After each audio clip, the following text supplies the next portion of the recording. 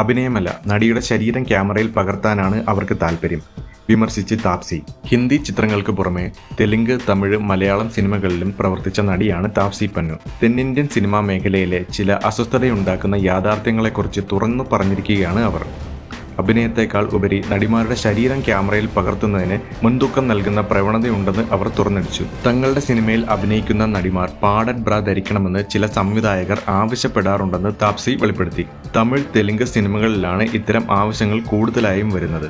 പ്രേക്ഷകരുടെ സങ്കല്പങ്ങൾക്കും താല്പര്യങ്ങൾക്കും അനുസൃതമായി നടിമാരുടെ ശരീരഭംഗി വർദ്ധിപ്പിക്കാനാണ് സംവിധായകർ ഇത്തരം ആവശ്യങ്ങൾ ഉന്നയിക്കുന്നത്. ഇത് ഒരു നടിയുടെ പ്രകടനത്തെക്കാൾ ഉപരിയായി അവരുടെ ശരീരത്തിലേക്ക് ശ്രദ്ധ തിരിക്കാനാണ് സഹായിക്കുന്നതെന്ന് താപ്സി വിമർശിച്ചു.